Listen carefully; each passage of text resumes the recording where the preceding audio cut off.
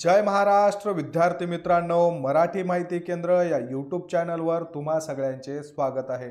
विद्यार्थी मित्रांनो, आपण तुमच्यासाठी एक जे DMER असेल, आरोग्य विभाग असेल, ज्या काही महाराष्ट्र शासनाच्या पदभरती लवकरात लवकर होणार आहेत त्याविषयी माहितीचं एक सीरीज स्टार्ट केलेलं आहे आणि आज आपण त्यामध्ये क्वालिफिकेशन पाहणार आहोत। विद्यार्थी मित्रांनो, DMER ची जी पदभरती आहे ही पदभरती लवकरच येणार आहे। डिसेंबर एंडपर्यंत जे काही मेडिकल गव्हर्नमेंट कॉलेजचे डीन्स असतात त्यांना पूर्ण डाटा देण्याचं जे एक समिती आहे ती समिती त्याबद्दल नेमण्यात आलेली होती आणि त्या अनुषंगाने डिसेंबरमध्ये जर हा डाटा महाराष्ट्र शासनाकडे गेला किंवा आयोगाकडे गेला तर त्यानंतर फेब्रुवारी महिन्यापर्यंत सगळे प्रोसेस होऊन मार्च ते मे महिन्यापर्यंत ॲड 100% निघू शकते, निघण्याचे चान्सेस आहेत। त्यामुळेच बरेच विद्यार्थी कन्फ्यूज आहेत, काय केलं पाहिजे, आपल्या क्वालिफिकेशनवर कोणत्या पदासाठी फॉर्म भरू शकतो, मग फॉर्म भरू शकतो तर कोणत्या पदासाठी आम्ही प्रिपरेशन केलं पाहिजे, अभ्यास स्टार्ट करायचा आहे कोणत्या पदासाठी करू, अशा खूप साऱ्या कन्फ्युजन आहेत। त्यामुळे आपण या 10 दिवसांमध्ये पूर्ण कन्फ्युजन दूर करणार आहोत। विद्यार्थी मित्रांनो, आपले 2-3 व्हिडिओ झालेले आहेत।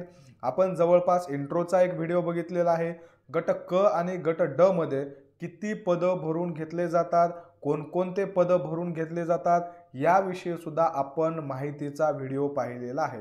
आणि त्यानंतर आपण DMER मध्ये जे काही पदभरती होते त्या पदभरतीसाठी कोणतं क्वालिफिकेशन लागतं त्याबद्दल सुद्धा व्हिडिओ पाहिलेला आहे आणि हा क्वालिफिकेशन पार्ट 2 चा व्हिडिओ असणार आहे। पार्ट 1 चा जो व्हिडिओ आहे त्याची लिंक मी तुम्हाला डिस्क्रिप्शन बॉक्समध्ये देतो, तिथं जाऊन तुम्ही नक्की बघून घ्या। आता हा जो व्हिडिओ आहे हा व्हिडिओमध्ये आपण director of Ayush Maharashtra state Mumbai जे काही आयुषचे पद आहेत या आयुषच्या पदांसाठी काय क्वालिफिकेशन लागणार आहे आपण ते पाहणार आहोत। जे मेडिकलचे होते त्या मेडिकलच्यांचा आपण पाहिलेला आहे लास्ट व्हिडिओमध्ये। हे बघा, याच्यामध्ये आपण जे काही पद निघतात त्या पदांचा क्वालिफिकेशन पाहिलेला आहे।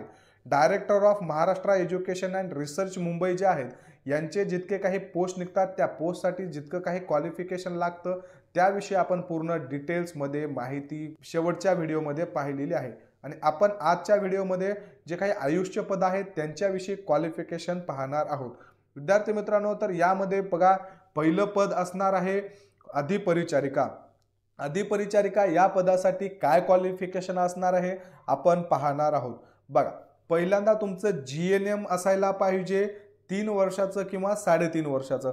GNM म्हणजे जनरल नर्सिंग मिडवाईफ हा जो काही डिप्लोमा कोर्स आहे हा 3 वर्षाचा आहे आणि 3.5 चा पण आहे। 3 वर्षाच्या GNM मधून किंवा 3.5 वर्षाच्या GNM मधून तुमचं जर जनरल नर्सिंग मिडवाईफ हा कोर्स झालेला असेल आणि त्यानंतर तुमचं समजा BSc नर्सिंग झालेला असेल किंवा तुमचं या दोन्हीपैकी एक झालेलं असेल, एक तर तुमचं GNM झालेलं असेल 3 वर्षामधून किंवा तुमचं 3.5 वर्षामधून GNM झालेलं असेल किंवा मग तुमचं BSc नर्सिंग झालेलं असेल तर तुम्ही यासाठी अप्लाय करू शकणार आहात।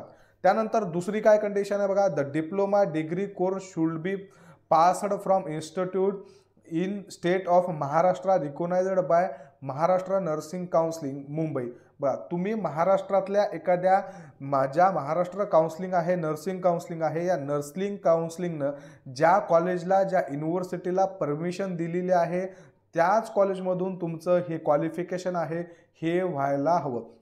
Government of Maharashtra and also above diploma degree course passed from institute recognized by any other state government but application should have domicile of Maharashtra। बघा, जर तुम्ही महाराष्ट्राऐवजी दुसऱ्या कोणत्या स्टेटमधून सुद्धा जर तुम्ही हे केलेलं असेल GNM किंवा BSc नर्सिंग केलेलं असेल आणि तुम्ही त्यानंतर जर महाराष्ट्र काउन्सिलिंग महाराष्ट्रामधलं तुमच्याकडे डोमासाईल असेल, तुम्ही आता समजा आता महाराष्ट्रालगत इकडं कर्नाटक आहे, तुम्ही कर्नाटकामधून जर केलेला असेल समजा BSc नर्सिंग असेल किंवा GNM असेल आणि त्यानंतर तुम्ही मूळ रहिवासी महाराष्ट्राचे आहात आणि तुमचं जे कोर्स झालेला आहे ते अदर स्टेटमधून झालेला आहे तरी तुम्हाला इथं अप्लाय करता येतं। पण एक कंडिशन अशी आहे, तुम्ही कोणत्याही स्टेटमधून जर हे क्वालिफिकेशन पूर्ण केलेलं असाल मात्र तुमचं जे रजिस्ट्रेशन आहे ते महाराष्ट्र नर्सिंग काउन्सिलिंगलाच असायला पाहिजे। तुमचं महाराष्ट्र नर्सिंग काउन्सिलिंगला जर रजिस्ट्रेशन असेल तर तुम्ही अप्लाय करू शकता। भले तुमचं मग कोणत्याही स्टेटमधून कोर्स कंप्लीट झालेला असेल तरीही चालेल, पण तुमचं जे डोमासाईल आहे, रहिवासी आहे, ते महाराष्ट्राचं असायला हवं आणि तुमचं जे काही रजिस्ट्रेशन आहे ते रजिस्ट्रेशन महाराष्ट्र पॅरामेडिकल काउन्सिलिंगमध्ये असायला हवं। त्यानंतर प्रमुख यांत्रिकी, विजयंत्री वगैरे आहेत, खूप सारे वेगवेगळे पद आहेत। प्रयोगशाळा तंत्रज्ञ एक महत्त्वाचं पद आहे। यासाठी बघा तुमचं बॅचलर इन पॅरामेडिकल टेक्नॉलॉजीमध्ये तुमचं डिग्री असायला पाहिजे, म्हणजे तुमचं BMLT किंवा MLT असायला पाहिजे। तुमचं BMLT आणि MLT जर नसेल तर तुमचं BSc असायला पाहिजे। तुमचा BSc मध्ये फिजिक्स विषय असायला पाहिजे किंवा केमिस्ट्री विषय असायला पाहिजे आणि बायोलॉजीचा कोणताही एक विषय, जसं झू असेल, त्यानंतर तुमचं मग मायक्रोबायोलॉजी असेल, अशा कोणत्याही बायोलॉजीच्या एखाद्या फील्डच्या ब्रांचच्या सब्जेक्टमधून जर तुमचं BSc झालेलं असेल आणि त्यानंतर तुमचं डिप्लोमा झालेला असेल लॅबमधून, म्हणजे जर DMLT झालेलं असेल, PGDMLT झाले असेल, ADMLT झाले असेल तर तुम्ही यासाठी अप्लाय करू शकता। विद्यार्थी मित्रांनो, तुम्हाला यामध्ये एक महत्त्वाची कंडिशन आहे, पॅरामेडिकल काउन्सिलिंग जे आहे त्या काउन्सिलिंगला तुमचं रजिस्ट्रेशन असणं गरजेचं आहे। त्यानंतर बघा, preference shall be give to candidate having minimum 1 year experience. यानंतर तुम्हाला प्रेफरन्स कोणाला देण्यात येणार आहे की ज्या विद्यार्थ्यांना जर कमीत कमी 1 वर्षाचा गव्हर्नमेंट रिकॉग्नाइज्ड हॉस्पिटलमध्ये ज्यांचा एक्सपिरियन्स आहे त्या विद्यार्थ्यांना यामध्ये मात्र प्रेफरन्स देण्यात येणार आहे। विद्यार्थी मित्रांनो, तुमचं पॅरामेडिकल काउन्सिलिंगला रजिस्ट्रेशन असेल, DMLTचं वगैरे, किंवा मग तुमचं नर्सिंग काउन्सिलिंगला रजिस्ट्रेशन असेल आणि तुमचं जर M फार्मसी झालेलं असेल तर फार्मसी काउन्सिलिंगला रजिस्ट्रेशन असेल, या सगळ्या रजिस्ट्रेशनविषयी तुम्हाला डिटेल्समध्ये माहिती आपल्या इंस्टाग्राम अकाउंटला दिली जाईल। डिस्क्रिप्शन बॉक्समध्ये माझं इंस्टाग्राम ID आहे, आपल्या चॅनलचं इंस्टाग्राम ID आहे। कोणत्याही आयडीवर जाऊन तुम्ही मला पर्सनली मेसेज करा, तुम्हाला तिथं पूर्ण गायडन्स दिला जाईल। प्रयोगशाळा सहाय्यक या पदासाठी पूर्ण क्वालिफिकेशन सेम असणार आहे। आहार तज्ज्ञासाठी होम सायन्स असायला पाहिजे। ग्रंथपाल, सहाय्यक ग्रंथपाल यांच्यासाठी बघा तुमचं लायब्ररी सायन्समधून तुमचं डिप्लोमा झाले असेल तर तुम्ही अप्लाय करू शकता। एक्सरे टेक्निशियनसाठी तुमचं जे डिग्री आहे ती कार्डिओलॉजीमधून असायला पाहिजे किंवा BSc नंतर तुमचा कार्डिओलॉजीमध्ये डिप्लोमा असेल तर तुम्ही अप्लाय करू शकता। त्याच्यानंतर संग्रहपालमध्ये candidate pass secondary school certificate, बघा आता तुमचं जर सायन्समधून 12वी झाले असेल तर तुम्ही यासाठी अप्लाय करू शकणार आहात। पुढील पद असणार आहे वरिष्ठ लिपिकचं। वरिष्ठ लिपिकसाठी काय क्वालिफिकेशन असणार आहे बघा, a candidate must have passed graduate in stationery university of deemed to be university or equivalent qualification as declared by government of Maharashtra from time to time. Maharashtra गव्हर्नमेंटनं टाइम टू टाइम डिक्लेअर केलेलं जे qualification आहे ते तुमच्याकडे असेल तर तुम्ही apply करू शकता। त्याचबरोबर तुम्हाला मराठी, इंग्लिश आणि हिंदी या तिन्ही लँग्वेजचं नॉलेज तुमच्याकडे असणं गरजेचं आहे, तर तुम्ही यासाठी अप्लाय करू शकता। विद्यार्थी मित्रांनो, आपण जे काही director of Ayush medical college आहेत त्याबद्दल जे काही क्वालिफिकेशन लागणार आहे त्या क्वालिफिकेशन विषयी आपण माहिती पाहिलेली आहे। DMER ची पदभरती कधी निघेल हा एकच प्रश्न विचारण्यापेक्षा निघाल्याच्या नंतर तुम्हाला पदभरतीमध्ये पद कशी मिळेल, तुम्ही तुमची जागा कशी मिळवाल याकडे फोकस करा। तुमचे खूप सारे डाऊट्स आहेत, खूप सारे कन्फ्युजन आहेत। मी स्वतः प्रिपरेशन केल्यामुळं काय काय अडचणी येतात मला माहिती आहे। खूप ॲनालिसिस करावं लागतं। माझ्या छोट्या छोट्या चुकीमुळं मला खूप सारं स्ट्रगलसुद्धा करावं लागलेलं आहे। तुमचा चान्स जो आहे तो खूप जवळून मिस होऊ नये, तुम्हाला त्याचा पश्चाताप भरती नंतर होऊ नये म्हणून मी या गोष्टी तुमच्यासाठी ऑलरेडी घेऊन येत आहे।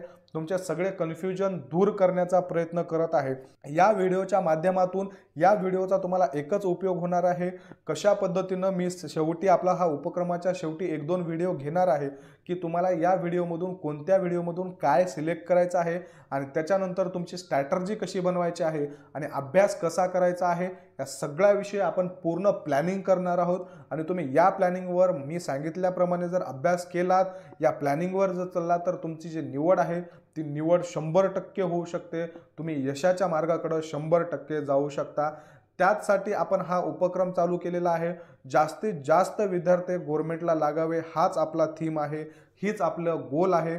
त्यामुळे तुम्ही अशाच तुमचे जे काही तयारी करणारे मित्रमैत्रिणी असतील, बहीण भाऊ असतील, त्यांना आपल्या चॅनलची लिंक शेअर करा, आपले व्हिडिओ शेअर करत जा. अशाच नवनवीन माहितीसाठी आपलं चॅनल सबस्क्राईब करा आणि अशी माहिती तयार करण्यासाठी, असे व्हिडिओ तयार करण्यासाठी, मला प्रोत्साहित करण्यासाठी तुम्ही व्हिडिओला लाईक करत जा आणि सगळे PDF नोट्स मिळवण्यासाठी टेलिग्राम चॅनल जॉईन करा.